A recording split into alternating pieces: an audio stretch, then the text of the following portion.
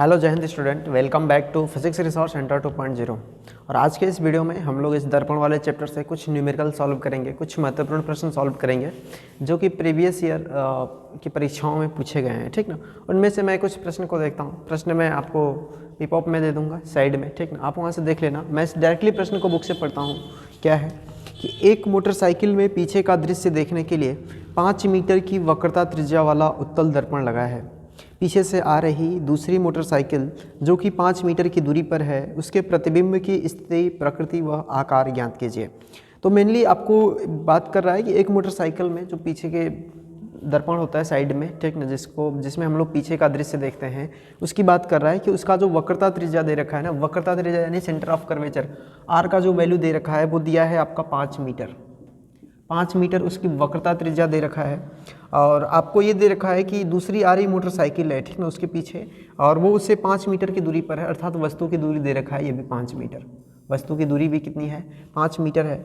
अब आपसे उस प्रश्न पूछ रहा है कि प्रतिबिंब की स्थिति यानी कि भी का वैल्यू ज्ञात करिए, प्रतिबिंब की प्रकृति व आकार ज्ञात कीजिए। ठीक ना, तो आपको क्या करना है, इस प्रकृति, प्रतिबिंब की प्रकृति और उसकी स्थिति और आकार ज्ञात करना है। ठीक ना, ये 3 चीज़ें आपको ज्ञात करनी है। तीनों चीज़ों को ज्ञात करने के लिए सबसे पहले आप इसमें स्थिति को प्राप्त करेंगे कि उसकी स्थिति कहाँ पर प्रतिबिंब बन रहा है। ठीक ना, आपको आर का वैल्यू दे रखा है, यू का वैल्यू दे रखा है और बी का वैल्यू क्या कर रहा है, पूछ रहा है आपसे।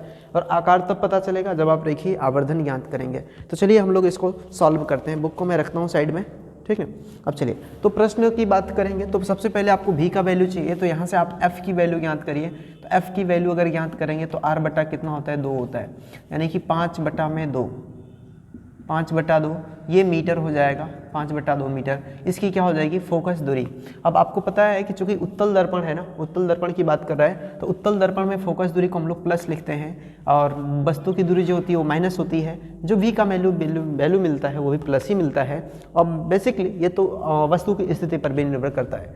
तो हमें हमारा जो टारगेट है वी प्राप्त करना है, तो हम लोग प्राप्त लिखेंगे दर्पण के सूत्र से, दर्पण के सूत्र से।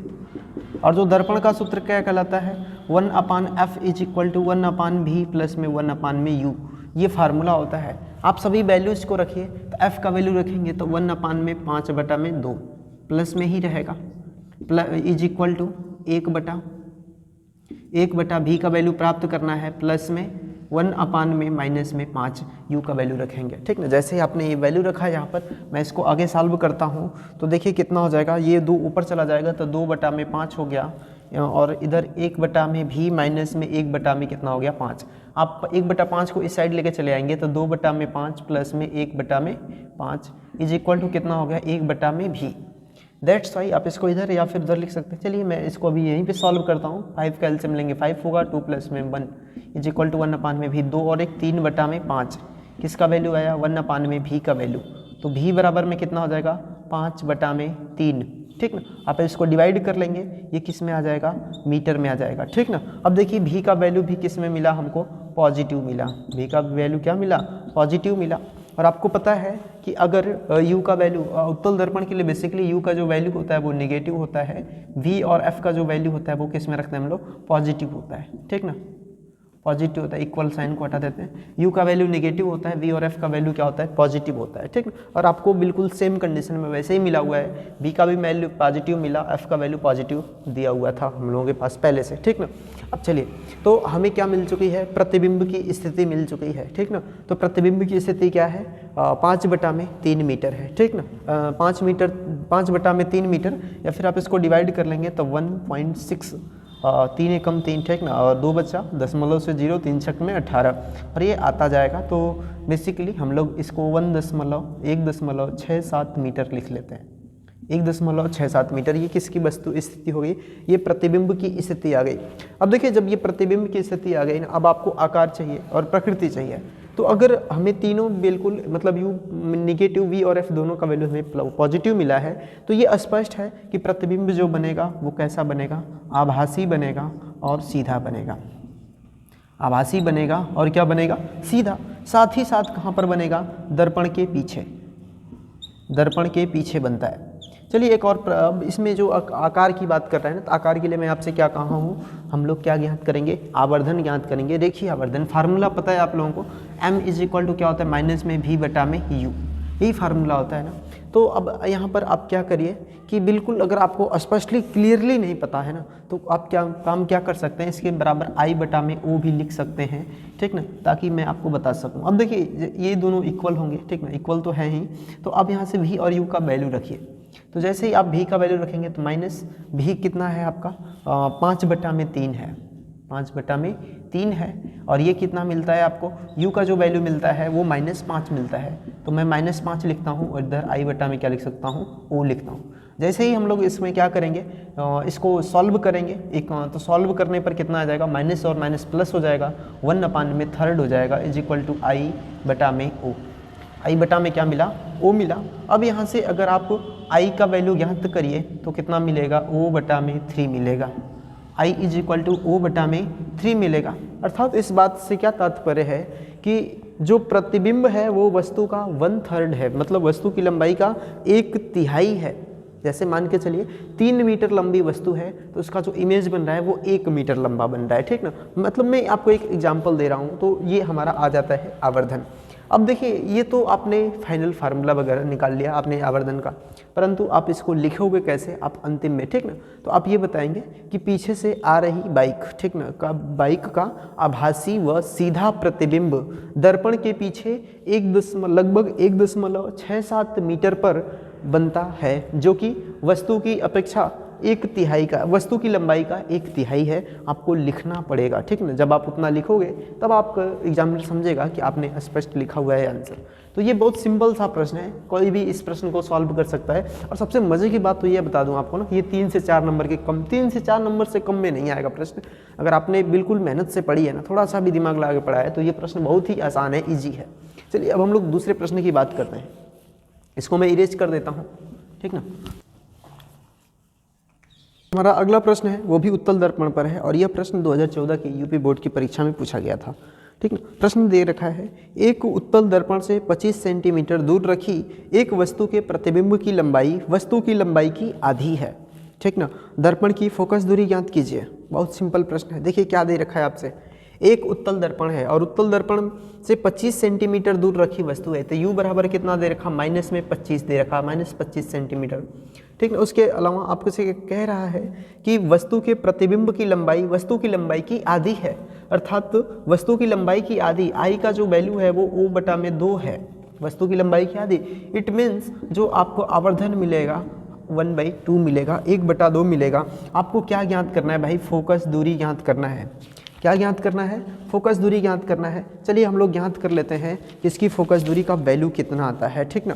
तो सबसे पहले अब देखिए हमारे पास दिया क्या रखा है, एफ का वैल्यू दे रखा है, ना हमारे पास u की वैल्यू है और ना ही हमारे पास v की वैल्यू है, ना u की वैल्यू है और ना ही v की वैल्यू है। तो हम पहले उसको प्राप्त करेंगे फिर f का वैल्यू प्राप्त करेंगे, ठीक ना। देखिए हमारे पास आवर्धन का वैल्यू दे रखा है 1/2, और हमें तो ये पता होता है ना कि आवर्धन m = -v बटा में क्या होता है, u होता है। इतना वैल्यू तो हमें पता होती है, और जब हमें इतनी सारी वैल्यू पता है तो आपको ये भी पता होगा कि i बटा में o होता है, परंतु हमें इसको लिखने की कोई भी ज़रूरत नहीं है। अगर आप इसको लिखना चाहते हो तो मैं इरेज कर देता हूँ, थोड़ा सा गीला हो गया इंक। अब देखिए तो 1/2 रखता हूँ और v का वैल्यू हमें पता नहीं है तो माइनस में v, और अपान में u का वैल्यू माइनस में कितना है, 25 है, ठीक ना। इतना वैल्यू आएगा। अगर यहाँ से माइनस और माइनस क्या हो जाएगा, प्लस हो जाएगा, तो v का जो वैल्यू मिलता है वो कितना मिलेगा, 25/2 सेंटीमीटर मिल गया v का वैल्यू। देखिए अब आपके पास क्या, u का वैल्यू आ गया, v का वैल्यू मिल गया। अभी के लिए बिल्कुल कंसर्न तरीके से चल रहा है, पॉजिटिव वैल्यू मिली हमें, ठीक ना। ये पॉजिटिव मिला और ये नेगेटिव मिला।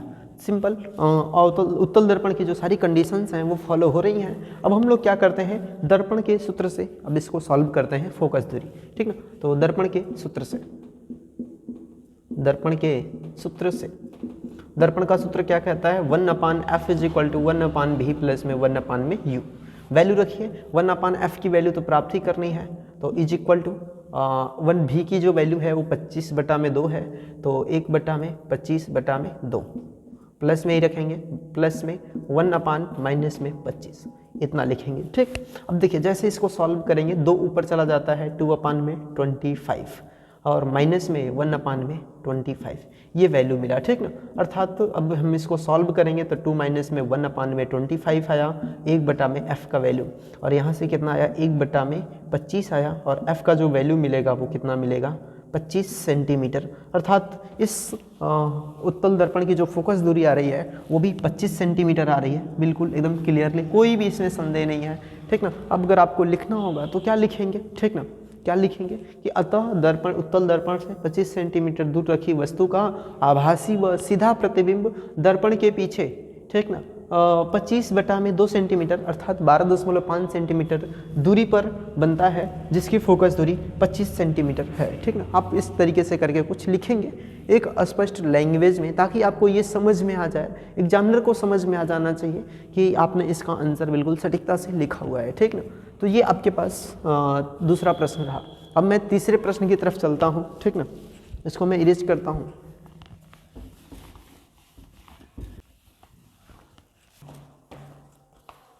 अब देखिए ये जो हमारा अगला तीसरा वाला प्रश्न है ये है 2016 में पूछा गया है, ठीक ना, और ये बेसिकली अवतल दर्पण पर आधारित है। सबसे पहले आपको दे रखा है 15 सेंटीमीटर फोकस दूरी वाले अवतल दर्पण से कितनी दूरी पर एक वस्तु रखी जाए कि उसका 5 गुना बड़ा प्रतिबिंब, 5 गुना बड़ा वास्तविक प्रतिबिंब बने और प्रतिबिंब की स्थिति भी ज्ञात कीजिए, ठीक ना। अब मतलब आपको प्रतिबिंब की स्थिति भी ज्ञात करनी है, फोकस दूरी दे रखा है और आवर्धन का वैल्यू दे रखा है। फिर से आप कुछ करेंगे नहीं, वैल्यू बिल्कुल सेम रखेंगे, ठीक ना। अब देखिए चूंकि अब वास्तविक प्रतिबिंब है तो आवर्धन का वैल्यू क्या मिलेगा, नेगेटिव मिलेगा। सॉल्व करते हैं। एफ बराबर में कितना दे रखा है 15 सेंटीमीटर दे रखा है, माइनस में 15 सेंटीमीटर। अवतल दर्पण है तो चूंकि हम लोग माइनस ही लिखेंगे। अवतल दर्पण से कितनी दूरी पर वस्तु रखी जाए, अर्थात यू का वैल्यू पूछ रहा है कि उसका 5 गुना बड़ा वास्तविक प्रतिबिंब बने, तो m का वैल्यू माइनस में 5 लेंगे क्योंकि वास्तविक प्रतिबिंब की बात कर रहा है, ठीक ना। और प्रतिबिंब की स्थिति भी ज्ञात करिए, तो v का वैल्यू प्राप्त करना है हमें, ठीक ना।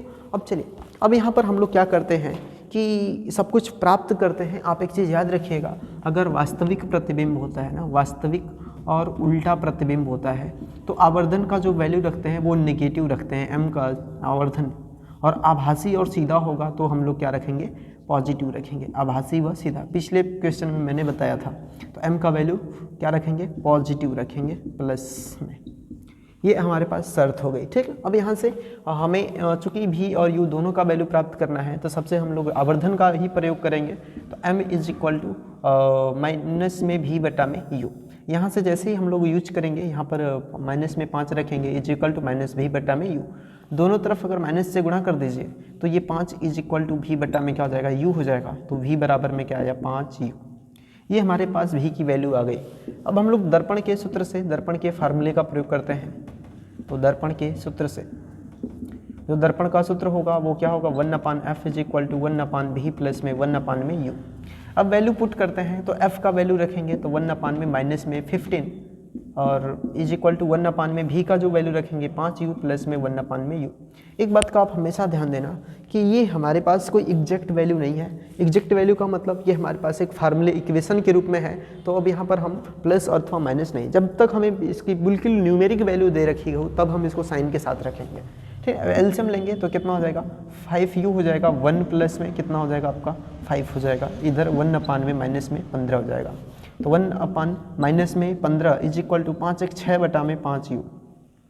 आपको अगर u का वैल्यू प्राप्त करना है यहाँ से, तो u का बराबर कितना हो जाएगा, अब ध्यान से देखिए, 5u बराबर में कितना लिखेंगे, माइनस में 6 गुणा में 15 लिखेंगे इतना, और u का वैल्यू माइनस में 6 गुणा में 15 और बटा में 5, तो 5 × 3 = 15 और माइनस में 18 सेंटीमीटर, ठीक ना। अब देखिए हमारे पास u की वैल्यू बिल्कुल क्लियरली आ चुकी है कि वस्तु जो है अवतल दर्पण से 18 सेंटीमीटर दूर पर रखी गई है, ठीक ना। कहाँ पर रखी गई है, 18 सेंटीमीटर दूरी पर रखी गई है वस्तु। अब यहाँ से आपको u का वैल्यू मिलता है, आप इसे इक्वेशन 1 भी मान सकते हो। आपको v की भी वैल्यू चाहिए, प्रतिबिंब की स्थिति भी चाहिए, तो प्रतिबिंब की स्थिति के लिए क्या फार्मूला है, v = 5u आया है, यहाँ पर ला करके रख दीजिए। तो v = 5u और यहाँ से आप 5 और u का जो वैल्यू रखेंगे माइनस में 18, कितना हो जाएगा, माइनस में 19 सेंटीमीटर। तो ये हमारे पास किसकी वैल्यू आ जाती है, प्रतिबिंब की स्थिति अर्थात v का मान आ जाता है। तो यहाँ पर अब आप इसमें लिखेंगे, ठीक ना, कि 15 सेंटीमीटर फोकस दूरी वाले अवतल दर्पण के सामने 18 सेंटीमीटर की दूरी पर एक वस्तु रखने पर उसका 5 गुना बड़ा और वास्तविक प्रतिबिंब 90 सेंटीमीटर की दूरी पर बनता है। ठीक ना, आप इस प्रकार से करके लिखेंगे और ये हमारा थर्ड क्वेश्चन हुआ। और आप विश्वास नहीं करोगे, बहुत आसान सा प्रश्न है और इतने आसान प्रश्न को और आपको 3 से 4 नंबर मिल रहे हैं तो शायद बेहतर ही है, आप थोड़ा सा इसको सीख सकते हैं। ठीक ना, चलिए अगला भी प्रश्न बहुत छोटा सा है, मैं उसको भी बताता हूँ आपको। अब मैं इसको इरेज करता हूँ।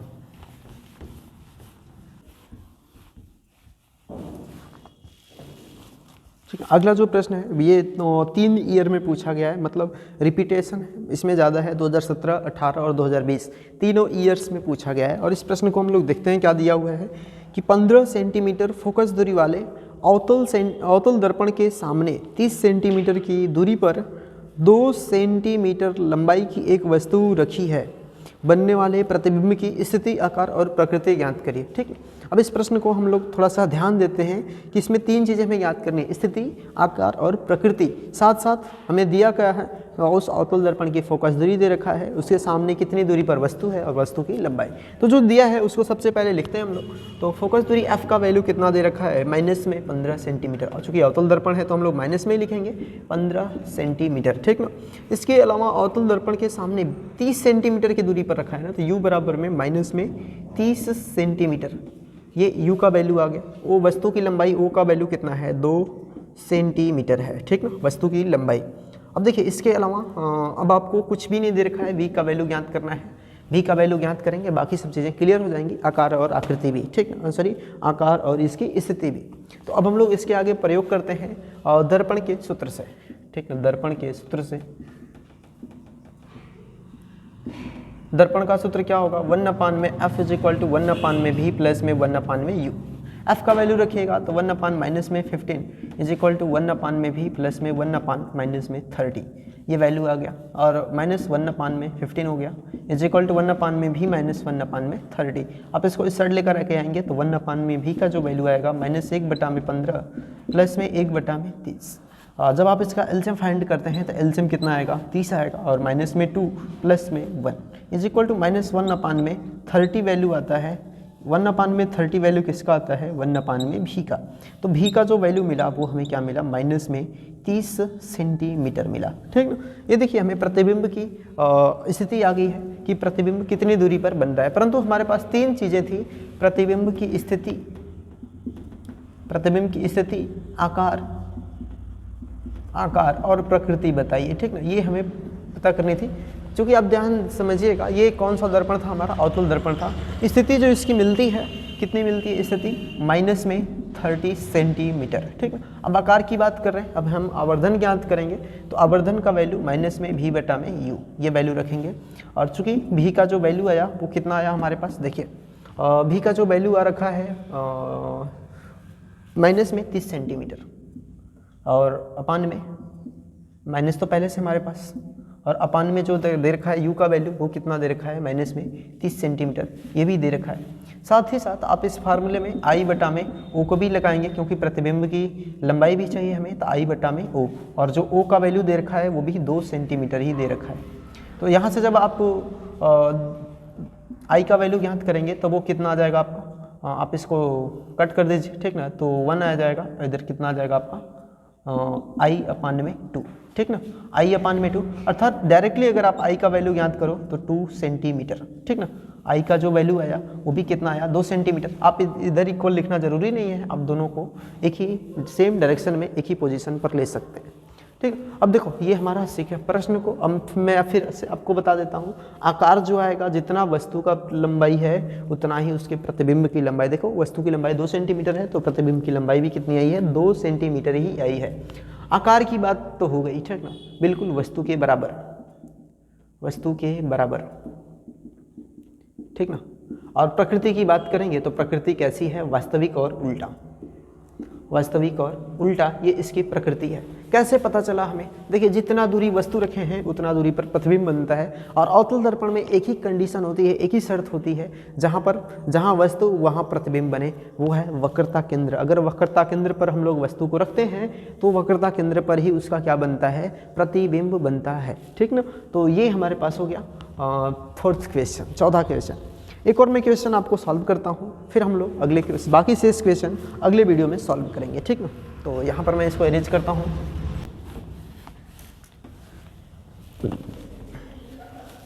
देखिए अगला जो प्रश्न है वो भी उत्तल दर्पण पर आधारित है। दे रखा है एक उत्तल दर्पण की फोकस दूरी 15 सेंटीमीटर है। एक वस्तु इसके मुख्य अक्ष पर ध्रुव से 30 सेंटीमीटर दूरी पर रखी है। वस्तु के प्रतिबिंब की स्थिति ज्ञात करिए, ठीक ना। देखिए बहुत सिंपल प्रश्न है और इतना बेहद सिंपल, और ये 2017 और 20 दोनों में पूछा है, ठीक ना। तो उत्तल दर्पण है और फोकस दूरी f बराबर में कितना दे रखा है 15 सेंटीमीटर, ठीक। इसके मुख्य अक्ष पर, ठीक ना, ध्रुव से 30 सेंटीमीटर दूरी पर वस्तु रखी गई है। u का जो वैल्यू माइनस में 30 सेंटीमीटर, चूंकि उत्तल दर्पण है तो u को नेगेटिव रखेंगे, v और f को क्या रखेंगे पॉजिटिव। तो हमें v का वैल्यू प्राप्त करना है। भाई इतना बेहद सिंपल प्रश्न, ये कैसे, मतलब बहुत सिंपल है, कुछ भी नहीं इसमें करना है भाई। दर्पण के सूत्र से, दर्पण के सूत्र से देखो, जो दर्पण का सूत्र फिर से 1/f is equal to 1/v plus में 1/में u, और f की वैल्यू दे रखा है तो 1/15 इज इक्वल टू 1/v की वैल्यू ज्ञात करनी है प्लस में 1/, और u का जो वैल्यू माइनस में 30। तो यहाँ से 1/15 आया, माइनस को इधर लेकर आएंगे तो प्लस होगा, तो 1/30 इज इक्वल टू 1/v। आप एलसीएम लीजिए, 30 होगा, 2 प्लस में 1 इज इक्वल टू 1/v। इतना तो आता होगा आप लोगों को डायरेक्टली करने पे। 2 और 1 3, कितना हो गया 3/30, यानी कि 1 is equal to 1/v। Divide कर दीजिए 10, तो जो v का वैल्यू मिला वो भी मिला हमें 10 सेंटीमीटर, ठीक ना। तो अब ये जो 10 सेंटीमीटर दूरी आई है ना, ये दर्पण के पीछे की है, क्योंकि दर्पण के पीछे होगा तभी वस्तु का जो प्रतिबिंब की दूरी मिलेगी वो हमें पॉजिटिव मिलेगी, ठीक ना। तो ये आप लोग इसको याद रखेंगे। तो क्या मिला हमें v का वैल्यू 10 सेंटीमीटर। तो अब मैं उम्मीद करता हूँ कि आपको ये 5 क्वेश्चन समझ में आए होंगे, जो कि बोर्ड की प्रीवियस ईयर परीक्षाओं में पूछे गए। अब देखो कितना बेहद सिंपल प्रश्न है, और इस प्रश्न को अगर आप रिवाइज कर लेते हो, एक बार पढ़ लेते हो, तो शायद मैं ये समझूंगा कि आपको एग्जाम में इससे काफ़ी सारी मदद मिलेगी। तो अब मैं मिलता हूँ नेक्स्ट वीडियो में, तब तक के लिए जय हिंद।